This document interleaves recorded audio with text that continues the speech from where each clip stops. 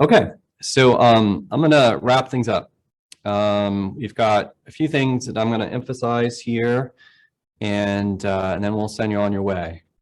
So first, really just emphasizing some things that we discussed earlier today.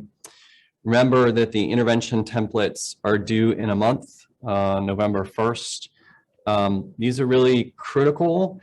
For us, they are tools of accountability. I know it's work that you have to invest, but it really sets up, makes you think about a quality improvement plan, how you're going to implement, make interventions, and frankly also allow us to hold you accountable, but also understand what that process is, and really feeds these narrative reports. You can see the bottom bullet there, your first narrative report for the new performance index year won't be due in November. It's not going to be due until December.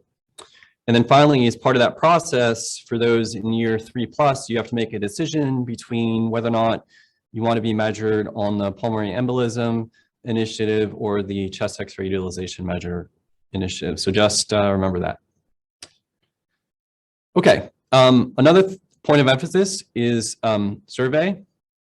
So this is really important. We rely on getting back information from all of you about how we can do better. Certainly, we always appreciate positive feedback. It's amazing the dedication from this Coordinating Center team. It's great to have that positive reinforcement. But where there are gaps, where we can do better, please tell us. This particular survey is especially important. It will involve some standard questions that we are asked to survey all of you about that are coming from Blue Cross. These are actually standard questions that are going out to all the CQIs within the value partnership. So MEDIC will actually get benchmarked on these questions and your responses to other CQIs. And they hold us accountable to these things. So it's really important that we get a representative response rate from all of you, clinicians, abstractors, administrators. So please, I think in particular, pay attention to this survey request. It'll come out in an email link in about 24 hours or so. CME, this is something that we want to give to you where it's due. We use the same CME process as always. It's free to you. It's through University of Michigan. For those that don't have an account, you will need to create one to claim credit. For those that already have one, it's pretty straightforward and simple.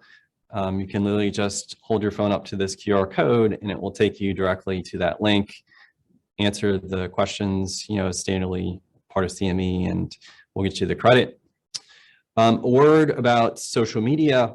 MEDIC has a Twitter account. I have a Twitter account. We like to amplify our work. For those that are out there on social media, please follow us. We will amplify you. Please follow us where you're able. We also use YouTube. So we'll cut up the collaborative-wide meetings, cut out the speakers, post them on our website. If you want to particularly go back to a meeting or a speaker, these things are going to be available off our website. And then finally, we will have our next collaborative-wide meeting in March. It's yet to be determined if this will be in person or virtual, as you can imagine. We're probably not going to make that decision ourselves until the new year. So stay tuned, and obviously we'll let you know when we figure that out.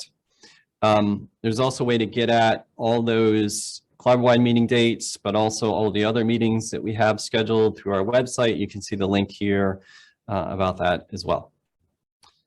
So that's all I've got. It's been great as always talking to all of you. We had about 130 people on the line this time, which is more than we've ever had before. It's wonderful to see. And we'll be in touch. And in the meantime, stay safe.